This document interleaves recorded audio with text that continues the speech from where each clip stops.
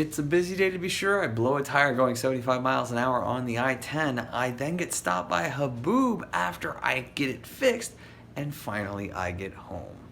And this is how I got here. Good morning, passport holders. Today, June 27th, 2016.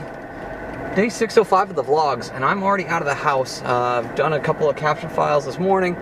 Now it's just time to fuel up real quick before I head back out on the road in order to head home to Phoenix. It's been a great week out here. My recap last night, I'm just so thankful that I have so many great people in my life and that I can spend time with a lot of them on, a short period.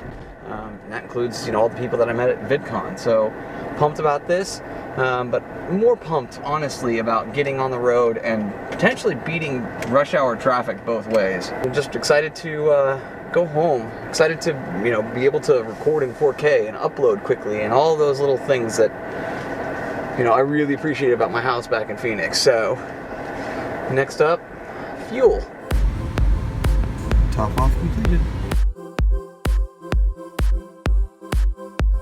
The Azzurri just put out Spain, so there will be a new European champion. I am on the 60, getting into the more technical piece of it. I've shown this on the vlog a couple of times. It's one of my more favored ways to jump out to the 10 instead of having to go all the way up into LA County. I just enjoy it. So it's been a good day so far, receiving text messages back from friends, who I just had thanked last night while I was winding down, and it was just, good people are good people are good people. So at this point, I'm gonna shut off all the cameras. I've got an hour, just about an hour until the England-Iceland match, which is the final round of 16 match for the Euros. Continues straight for 3 hours and 48 minutes to exits 147 AB, Arizona Loop 202 East, State Route 51 North. I just got super lucky. So going about 70 miles an hour on the 10 here outside of, somewhere between Palm Springs and Blythe. And yeah, just blew a tire. Car stayed together really well. Didn't get squirrely on me. Was able to pull over less than 10 seconds after it happened, though. Crazy. All right, time to start checking the spare and figuring out what I can do in order to solve this. Well, all things said, about 40 minutes of a lot of work. Spare is on, properly inflated, ready to allow me to go. I'm starting to call around to a couple of tire places back in Indio, which is about 25 minutes away. To see if I can't find a replacement there. My wheel itself actually looks like it could be okay. Obviously they're gonna check it out. The spare looks like it's really good to go, so I'm not afraid to drive on it, but I'm just super sweaty now and just really wanted to be home today, but looks like that may or may not happen, so we'll see how this goes.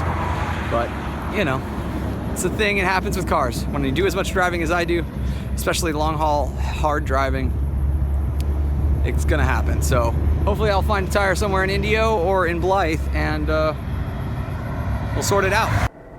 Well, I have been rolling again. I did 1.5 miles on the 10 in order to get to an exit so that I can turn around legally. So far so good. I just checked the nuts again to make sure that none of them have come even slightly loose. They were all still locked completely in.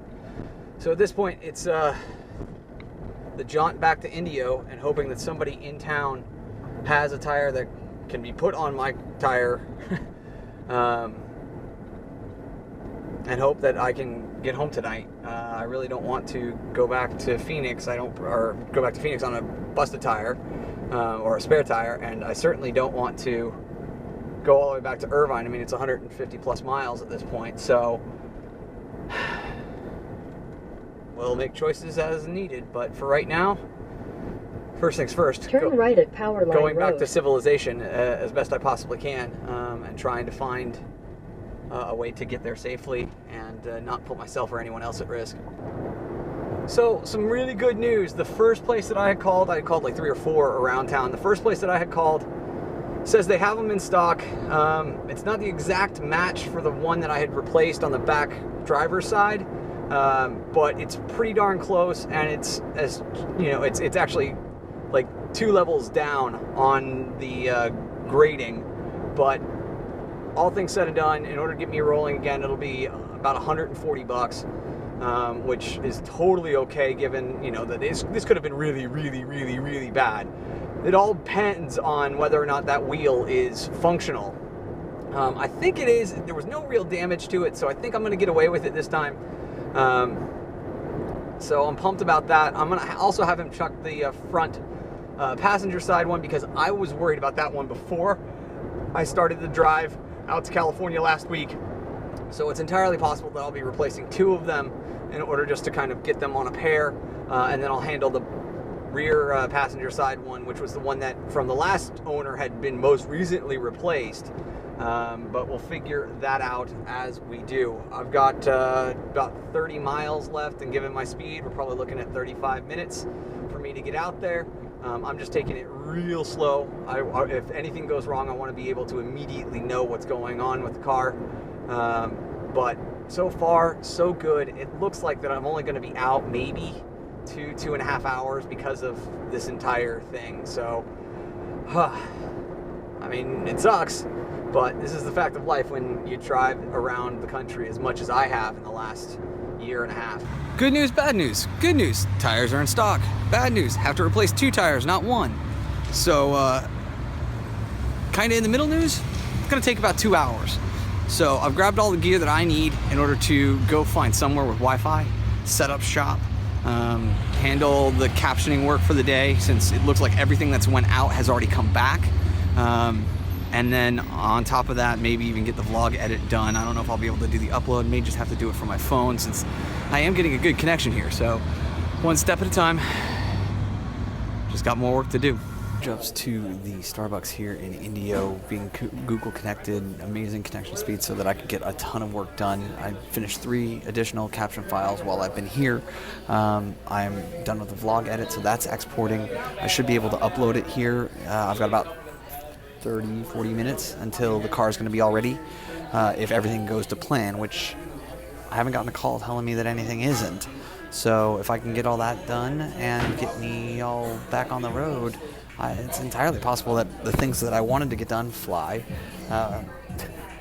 Wanted to get done when I got home tonight or this afternoon, before kind of relaxing for the evening and getting ready for another big work week. Looks like I might be able to get all those things done now and still get home maybe just before 7 o'clock, which would be great. So, man, it sucks that I'm going to hit rush hour in Phoenix, but it is what it is. Well, I was initially promised 2 hours. We're currently at 3, and I still haven't gotten a phone call that they've even started. So this is starting to get a little fishy. You know, if I get back over there, which will take me 10 minutes, and it's still not up on a jack, like, I may just completely blow up on one of these guys, because you can't say a couple of hours, and then after I give you 2 hours and I call you, say, oh, it'll be a couple hours. You know, it would just been better by saying, like, it'll get done by the end of the day, and just being honest with me, right? So far, though, I've handled another 2 caption files that weren't expected to come through today. People are putting up extra videos, extra content. VidCon does that. I knew to kind of expect it. So I'm getting it all done, bit by bit. It's all finished. I'm all caught up at the moment. We'll see how this all comes together, though. I want to get back on the road. I want to get home. And ideally, I would like to get home before midnight. At this point, though, we're looking at a pretty, we'll call it, certain situation in the fact that I'm not going to have any kind of rush hour concerns, because it's already 5 o'clock. So it's rush hour here out in Indio, which isn't rush hour. Lucky me, as I was walking up, they were literally pulling it off the rack. So 2 new tires. They stated that the 4th one, the one that has not been replaced up to this point since I've owned the car, probably has, he said, somewhere between 3,000 and 5,000 miles left on it, which, you know, that's, for me, if I'm just sitting in Phoenix like I should be the next few months, that's 4 to 6 months worth of driving. So I should be okay in that front. But at this point, time to get back on the road. Everything's all done up. Everything's finished up. It's time for me to get back there. It's 5:10 now, 5:08 now, 17:08. let's just hope for no more issues, okay? I would just like to be able to get home before, 10:30, 11 o'clock. That would be amazing. Take a shower since I'm all super sweaty because it's 105 degrees out here and I've been walking around between centers and, Starbucks locations in order to spread my time out. But I'm happy that I'm all caught up. That is a small win here. So, making the left on to the 10. Let's get me going again.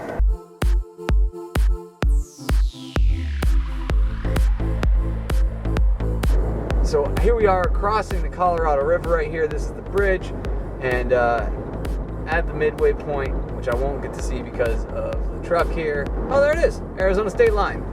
Passport holders, welcome back after a very adventurous drive across the state of California, almost 300 miles. Time to go back to my home state, my state of Arizona. I've got like 152 miles left on this one. Sorry, I pulled up my email. I got a little buzzy, so I don't have Waze up in front of me right now. But I will let the cameras continue to roll for another 10 seconds so that you can see the big Arizona line. And yeah, Watch out, vehicle stopped on shoulder ahead.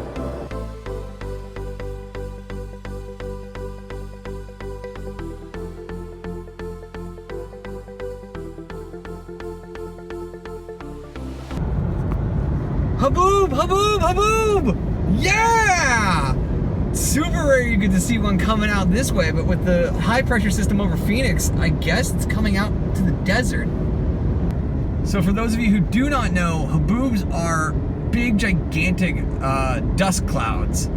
It's actually an Arabic word that has been brought here to the States and specifically to the Southwest to describe the sandstorm that precedes the storm, or dust storm really. So what happens is as all the rain and stuff starts to fall, it kicks up all of the dust on the desert floor, and then the winds push it, creating these huge walls of dust. And they can be really intense, like super intense to drive through. Sometimes to the point where you can't see cars that are 10 or 15 feet in front of you. So, like, we normally don't start seeing them until July, August. The fact that we're seeing them at the end of June, it's a little early. So I'm pumped that I'm getting to see my first one. Like, they're always so gorgeous, but really dangerous. Complete dead standstill. We are at a dead standstill here on the 10. Complete lockdown.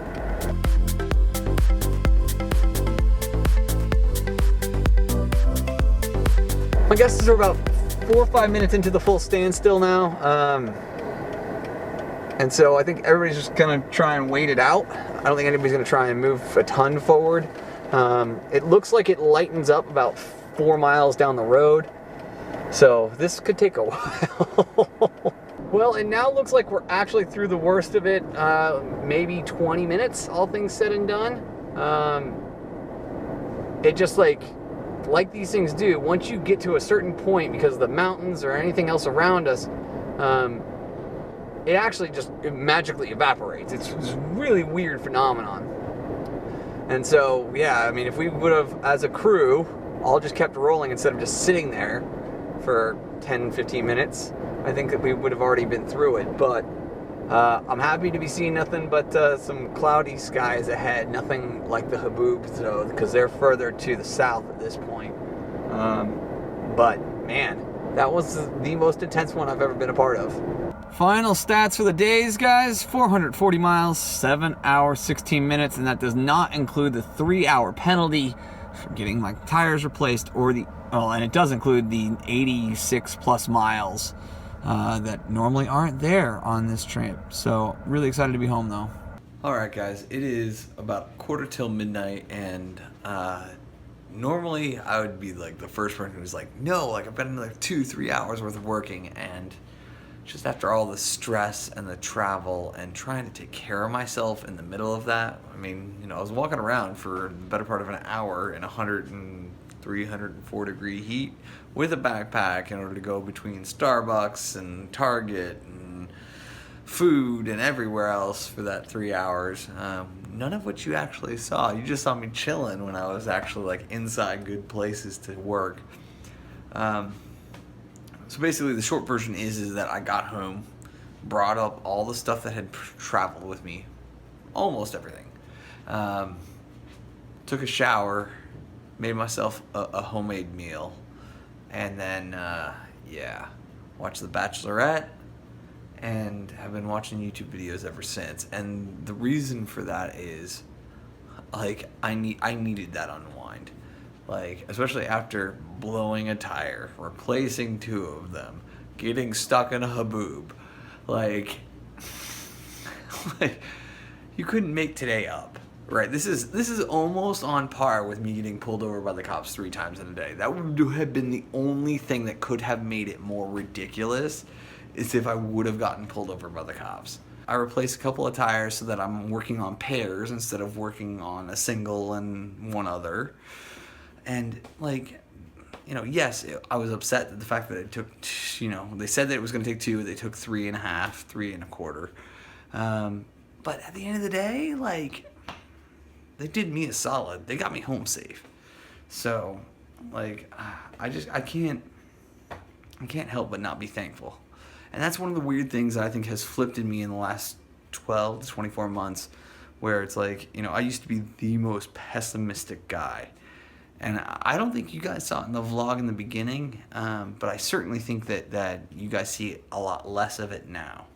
I mean, I don't pick up a camera and be really negative about things anymore, even though that's really kind of my default. And, you know, I've got a couple of mentors who called me out for it and held me accountable not to do it anymore, to thank for that. And those 2 people know who they are. And they're good people, and people who I still talk with, like, at least once a month. So thank you guys both. You guys have been phenomenal in helping me cultivate this, I guess, I don't want to say happiness, but, like, inability to complain about things. They're opportunities, right? I had an opportunity to sit and work at a Google connected Starbucks for 3+ hours, and I got all my work done for the day while my car was getting fixed. Like, while it sucked, didn't really suck. Like, there are worse things that could have happened. I could have flipped the car if I had not known my training. I could have done anything. I could have hit a truck or anybody else on the road, yet because I was doing the things exactly as I was trained, I didn't make a mistake. I had enough space, I had enough time, I could be able to react. Everyone around me knew what was happening pretty much instantly, and so they could react and keep their cars safe and move over, do the things that needed to happen. And then on top of that, like, you know, my homework of checking tire pressures, of checking everything, including the spare, really saved my butt.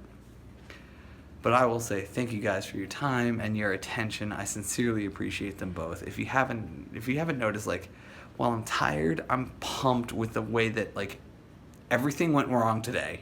Everything went wrong today. And yet, here I am, at home, happy, hanging out, showered, and, like, pumped to sleep in my own bed. I wish the same thing for you guys. Remember, though, you never stumble upon opportunity by standing still, so go do cool stuff. Bye for now.